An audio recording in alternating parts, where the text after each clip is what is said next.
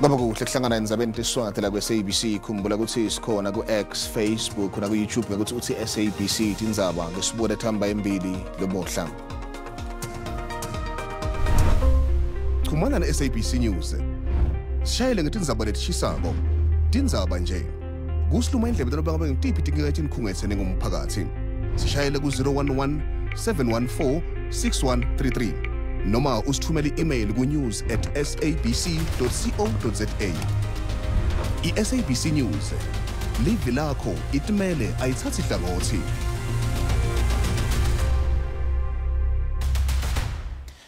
Indvuna itakesi eGauteng Suramaghupa uthi kumiswa kwecisha kwagesi ngenhloso yokumonga kubangelwe isidingo lesiphasi sagesi etimbonini letinkhulu kuleli.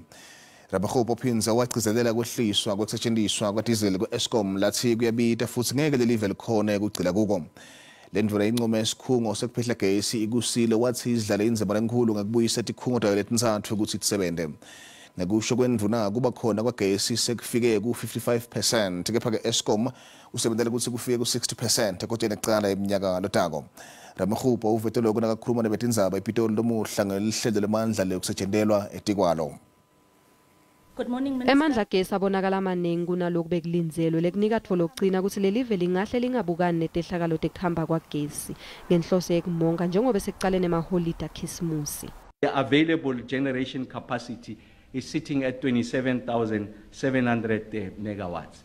And then the demand is averaging about 24,695 megawatts. And that's why you are not seeing load shedding. I-Eskom yehlulekile kufinyelela kuma-percent lange-60 emandla gesi lebeyitibekele wona kulomnyaka. Kepha lenkampani lephakela gesi ithi asekhona emathuba ekuthi ingafinyelela kulama-percent lomnyaka lotako ngenyanga yendlovu lenkhulu. Lokusho ukuthi angeke gesi ahambe kulamalanga lasele alomnyaka. Now that the units have returned and that the system is becoming healthier, the cumulative year-to-date performance when we get to March of next year, I'm sure it will be significantly better than the 55%. Will be closer to the 60% mark and will continue to improve. I-Eskom isebenzise imali neningi kudizili ebusika nakulenyanga lephelile. Kanti icede yonke imali lebeyibekelwe yona yedizili. The country can't rely on maintaining the lights on by continuing to burn diesel. It's the most expensive fuel source. It's unsustainable. It's expensive to the fiscus.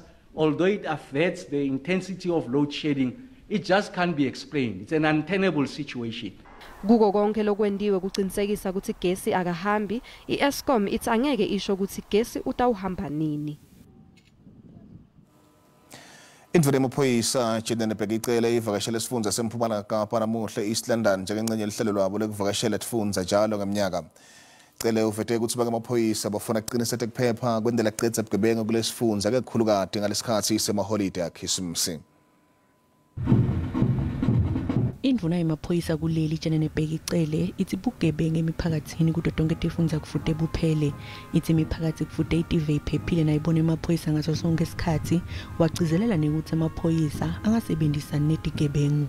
You go and be good. Serve all South Africans. Serve with respect. Respect them. Understand that when they see the member of the South African police, they are full of hope. Don't disappoint them. Don't make South African hopeless. Say to them, we're here for you. Uthi lesifundza siphindze sibukane netehlakalo tekubanjwa inkunzi kwetimoto letitfala imali. Cele uthi tigebengu letiqhamuka kuletinye tifundza letifike tibambe inkunzi timoto letitfala imali kulesifundza eMpumalanga Kapa tisetawuchubeka nekubukana nesandla lesicinile semtsetfo kanti kufuze tinganiketwa nebail. Such people, they don't need to be arrested the way that the bail is granted again. Arrest them the way that they would not need the bail. How is that done? I don't know. Kusukela lwetfula loluhlelo lokuvakashela tifundza loluhlose ekuqinisekisa kuphepha kulesikhathi semaholide akhisimusi kube khona umehluko ekulwisaneni nebugebengu. Cele uthi utawuchubeka kube khona nemehluko kuyembili loluhlelo lubambisene ne-Operation Shanela. Through partnership with various community organizations, security companies, law enforcement agencies, and the South African Police Service disciplines, we are happy to announce that we are forging a path towards a greater efficiency and holistic problem solving in the province. Kutawucetshwa nangetibhamu letingemtsetfo kulesifundza, mene utsi kumgcoka kucinisekisa kuphepha kanti batawusebenta busuku nemini kute imiphakatsi yakuleli itive iphephile. Noma kunjalo kugcizelelwe kutsi bantfu bangatibandzakanye nebugebengu bahlale baphephile kulamaholide akhisimusi. Etindzabeni SABC nginokubonga Mgwenya ngiseJozi. Sikubutile kambukele ukuthi njengoba sekaqalile amaholide akhisimusi bantfwana bajabulisa ngendlela ehlukene kulesikhathi ngabe yini le ndaba ukuqinisekisa ukuthi bantfwana baphepha kulamaholide akhisimusi phendula kanjena. Ngithi qinisekisa ukuthi bantwana bayaphepha ikakhulu kunawo amaholide lakhona ngiyaqinisekisa ukuthi kwamele ukuthi bahlale ndawonye bangaphumi bangathi ukuthi bayaphi ngoba siyabona ukuthi kulelive bantwana bangagcina balahlekile edimbile. Kumele bagweme ukuthi babe uvanzi futhi kumele basho uma ukuthi bayodlala noma sebedlala baqinisekise ukuthi abantu abadala bayakwazi ukubabona lapho basuke bedlala khona baphinde bagweme ukuya kubantu abangabazi uma bebabiza. Uma sisedolobheni noma siphakathi kwabantu abaningi ngenza sure ukuthi ngihlezi ngimbambe ngesandla ukuze singaduwelani noma sisendaweni zokudlela uma ethi ufuna ukuya etoilet ngisukuma naye siye toilet ngimgade ngimbone azaphume sibuye sihlale phansi. Ukwenza isiqiniseko sokuthi umntwana uphephile ngaso sonke isikhathi kulesikhathi ngicabanga ukuthi kubalekile ukuthi ngazi ukuthi umntwana ukuphi wenzani nini umntwana kahambi izindlela engingazazi. Abantwana mabangabi uvanzi babe semahlweni abazali ngasonke isikhathi uma babe kuyobhukuda umabhishi babe semahlweni ukuze bazabe babone abantwana and bangabuyi ebusuku uma babe bezulile noma beyodlala nabanye abantwana. Lona ngumbono wembukeli iSABC etethweswa ukuthi uphendulela ngawo. Inhlangano yamatekisi Santakho ithi iphuma ngetinkhani semigwaqweni kuleli iqinisekisa ukuthi bashayeli bayo bahlonipha imithetho emigwaqo lapho igcile khona kakhulu ekushayeleni kunathiwe nekushayela ngelitubane lelicile. Inhloso lokuqinisekisa kuphepha kubagibeli nabo bonke labasebenzisa imigwaqo njengoba sekuqalile kubonakala kwemigca lemidze etikhungweni tamatekisi lahamba libanga lelidze kwadise phela ukuthi kuyiwa kumaholide akhisimusi. Kuyaphithitela etikhumulweni tamatekisi eThekwini njengoba kusikhathi samaholide akhisimusi bantfu babuyela emakhaya bonke labantu labasebenzisa lamatekisi bakholelwa ukuthi batawufika emakhaya baphephile. Cela nje ukuthi sonke sifike siphephile futhi sibambisane nabashayeli. Sifisa ukuphepha mkhulu siyofika kahle emakhaya sibuye kukuhle nokuthi emgwaqweni ukwazi ukuthi ungagijimise imoto ispeed. Kungatfolwa kwamaphepha lagunyata kusebenta kulitiko letekutfutsa ingcinamba lebukene abashayeli bematekisi. Cha umfowethu abahlukunyezwa amaphoyisa lapho ushanela kahle hle ukuthi kahle hle mawasixegisela kahle hle ngoba uthi mawubuya phezulu ubuya le kube namalanda amadesi acetshule njengoba ecetshuliwe nje lapha bese kulamadeski azophuma ngo-3,000. Masilayishile siba nenkinga yokuthi sivinjwa amaphoyisa befuna amaphemithi masibuza abelengu bethu bathi amaphemithi bawenzile kodwa abawatholi kodwa amaphoyisa njalo nje ahlala ukuthi asivinjwe. Isantakho ithi isebenzisana namaphoyisa kuqinisekisa ukuphepha emigwaqeni. Driver siyabafuthisa uma kuwuthi sithola ukuthi udriver mhlawumbe uke wathi ukushaya kancane hayi lo driver nje siyamthululisa akangeni ngisho nasemotweni so njengosuhlokomela nje senza sure nje ukuthi ngishaya u0 tolerance nje asifune driver nje uzositshela ukuthi nje lobutshwalo oba yizolo. Diphathimandla tenxuse bonke labasebenzisa imigwaqo ukuthi bashayele ngokucophelela. Live leNingizimu Afrika libonakalisa kutepolitiki mhlaba wonke. Bengamele Cyril Ramaphosa wabonakala ngafuni igoba liphondvo kuloko lakholela kuko ngesikhathi sashaya ngenduku phasi nakala kuteyamanisa noma kuhlamuka iRussia ngesikhathi ecinzetelwa yiMelika neNATO. INingizimu Afrika icophe emlandwa kuba ingcenye amavela ngaba likhulu lamashumi lengayamaniswa lelihlangothi thite nakukhona kungaboni ngasolinye kumavela athite. Lokho kube emcoka kakhulu nakude kumigomo yekusebenzisana namave emhlaba nakubukwa ludzaba lwetimbi emhlabeni. Leli vedla lenenzima lenkulu ekufakweni kwamave lamasha lesihlanu enhlanganweni yeBRICS lelapho khona kufakwa kwe-Iran kwahlatshwa kakhulu. INingizimu Afrika itakhela ligama kutepolitiki mhlaba wonke jikelele njengoba Mengameli Cyril Ramaphosa nenvuna ibudlelwano bemave angaphandle tekotela nalediphando ngibola bahola tingcoco tekuletha kuthula. Emavela amanyeni enshonalanga yemhlaba akile afuna ukuthi leli likhetse ukuthi limephi kulempi lechubeka eRussia neUkraine kepha buholi baRamaphosa amange bufune kuva ngawo. kepha leli vela landzela tinyathelo tamengameli wangaphambili Nelson Mandela tekungenelela kude kutfolakale isisombululo. While some of our detractors prefer overt support for their political and ideological choices, we will not be drawn into a contest between global powers. Ramaphosa wabuye wakhuluma kabanzi ngetindlela tekutsengisela namhlaba wonke ngemva kokuthi iRussia ikhishwe ngenxa yempi se-Ukraine. Emave eBRICS laholwa iRussia neChina aqala ukukhuluma kabanzi ngemali engasetshenziswa kulamave kude kuhwebelana kude asale angasebenzisi lidola laseMelika. EFrance Mengameli Ramaphosa waba nemlayeto kumlingani wakhe waseBrazil uLula da Silva ngeludzaba lwekuthi lamave asale asebenzisa imali yinye vele asale aphuma kulidola. President Lula, don't worry, when we have the BRICS meeting, the issue of currency is top on the agenda. Ramaphosa wabuye wakhuluma ngokuthi emave ase-Afrika aphathwa njani ngemave asentshonalanga etindzaweni letinye. Wenda lubito lwekuthi emave ase-Afrika nawo aphathwe ngekulingana njengalamanye kude nawo atfole kuhlonishwa.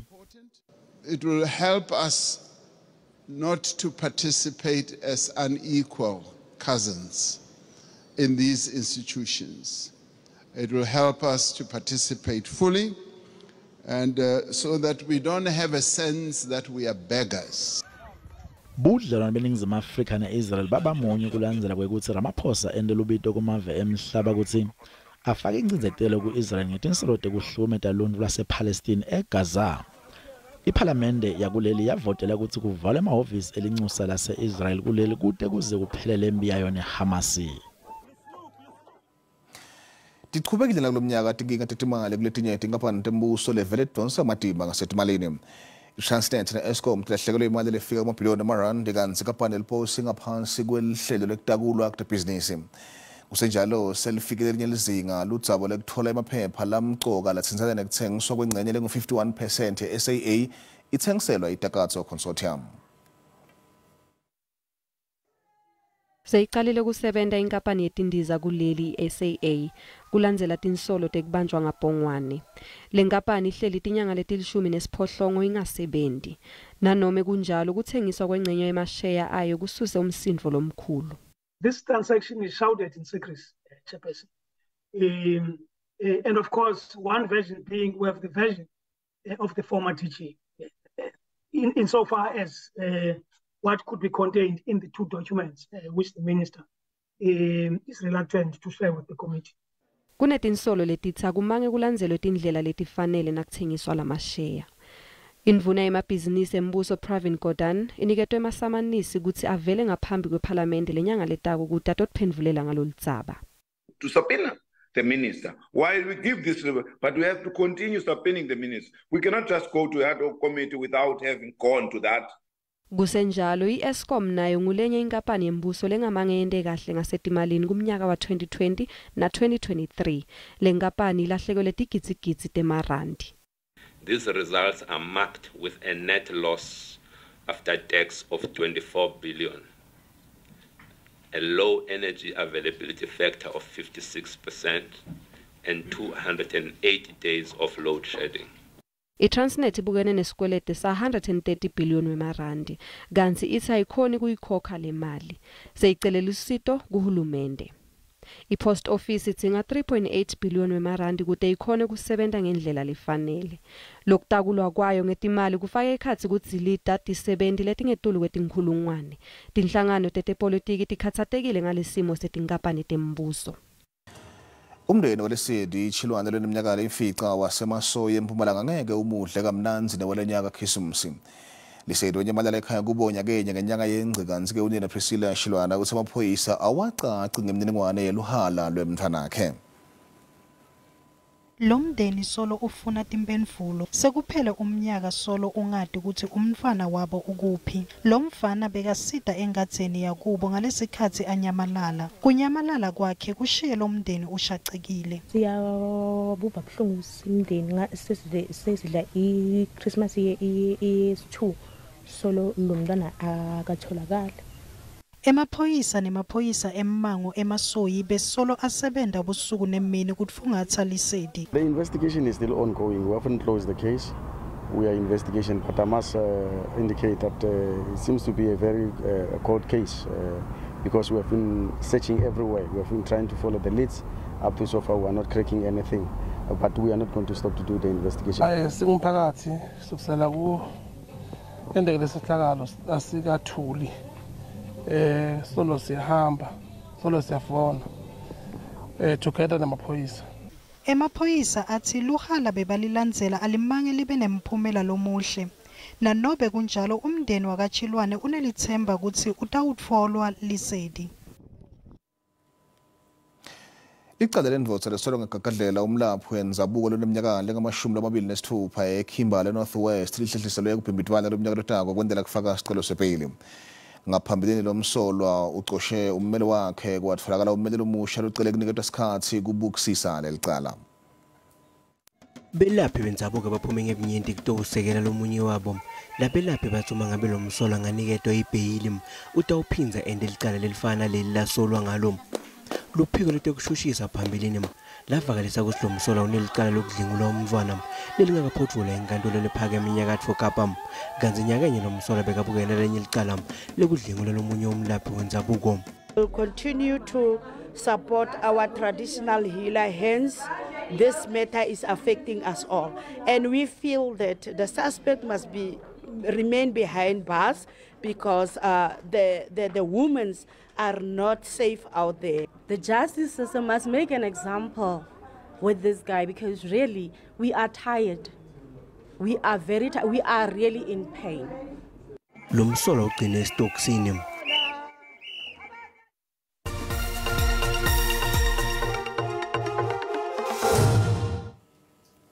Etemakethe elirandi lahlekelwe ngamandla lelicathaniswa netimali takulamanye amave.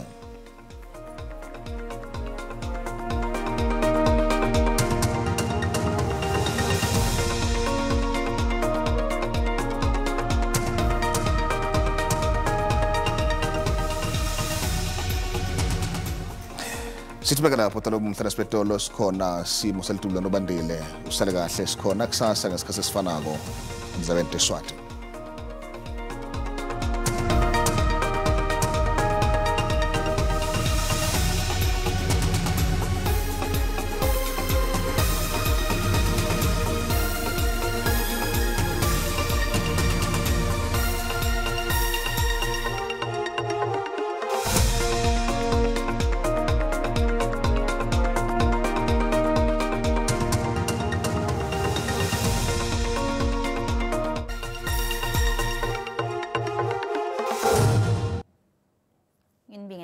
Namukele kunasisimo selitulu babukela emakhaya sanibonani nasibuka namhla kusihlwa sibona ungathina ihlobile lapha eNtshonalanga Kapa kanti kunyukela khona enhlane liva bonakala amathuba emvula ngagcina sayafika khona ku 30% kanti akule emakhaya langeni lakusasa lwabele senjalo amathuba emvula ngagcina sayafika khona ku 60% la enkhabeni live kanti ke nalapha eligwini lapha eNtshonalanga Kapa langena ko lapha eligwini babukela emakhaya kanti umoya ungagijima ufike khona ku 30 kilometers ngeli hour kanti ke babukela emakhaya sixolise sibuya khona South African Weather Service usho ukuthi liyadvuma kakhulu babukela emakhaya letinye tindzawo kanti ke babukela emakhaya bonakala kana ngathi ke nalezi tindzawo solokubele selenjalo ke liyadvuma futhi la eMpumalanga Kapa kanti ke letindzawo letinye tindzawo emadlelweni esicapheni la esebenzisa ngamlilo ukuze singadali tingoti babukela emakhaya singena kona ukuphumala kwelive la eGauteng eJohannesburg tathola khona ku 16 euro 27 kanti Carltonville uhledi ku 29 Vereeniging uhledi khona lapha ku 28 kanye neSprings kanti sinyukela khona esifundeni salapha eLimpopo enzaweni lapha eMusina uhledi khona ku 34 Polokwane uqala ku 17 enyukulo ku 31 kanti Mokopane uqala ku 18 enyukulo ku 34 kanye neBelabela Thabazini nakhona uhledi khona ku 34 singena khona lapha eMpumalanga eSikhukhuza uhledi khona ku 33 Imbombe liqala ku 20 enyukulo ku 28 kanye neCarolina Emel uhledi ku 27 Standerton uhledi ku 31 lapha eSekunda uqala ku 16 enyukulo ku 28 eMiddelburg lihledi khona ku 27 sihla endani lapha eKwaZulu Natal labavakashile eThekwini lihledi khona ku 26 Pietermaritzburg uqala ku 16 anyukulo kona ku 29 uLundi nayo uhledi ku 29 Richardsburg uqala ku 23 anyukulo khona ku 30 Lady Smith lihledi khona ku 32 sihla endani lapha eMpumalanga Kapa eMthatha lihledi khona ku 32 Kuman lihledi ku 38 41 lapha eCredo kuyashisa kakhulu kanti ke lapha eNtshonalanga Kapa enzaweni lapha eCape Town lihledi khona ku 31 35 lapha Worcester kanti ke lapha eBeckford West lihledi ku-40 liyashisa kakhulu kuleyo ndzawo wabo emakhaya eGeorge lihledi khona ku-27 Vosel Bay dipholi licala khona ku-16 lihledi khona ku-25 esifundeni sefle esikhulu kunato tonke endaweni lapha eUppington lihledi khona ku-42 kanti eDR qala khona ku-18 nyukele khona ku-39 kanye neSutherland lihledi khona ku-29 Calvin qala ku-12 anyukele ku-30 Kimberley ihledi khona ku-38 emva kweMadina endaweni lapha eFree State wabo emakhaya Frankfurt lihledi khona ku-32 kanye neSoso Bay kanti ke Welcome qala khona ku-20 nyukele khona ku-34 kanti Bloemfontein qala ku-17 nyukele khona ku-35 Fixburg lihledi khona ku-31 wephana uhledi khona lapha ku-33 wabo emakhaya ngena khona lapha eNorth West eRustenburg lihlona khona ku-36 Ottersdale lihledi khona ku-34 endaweni lapha eBloemhof liqala khona ku-21 lihledi khona ku-35 lapha eToscal liqala khona ku-25 lihledi khona ku-38 iFreiburg yona ihledi ku-37 Taung ahledi khona ku-38 kubuka ngathi liyashisa kakhulu leto ndzawo ngathi ke nangiloko lebengiphathele wona bula kuhle enhlelweni landzelako nisaleni kahle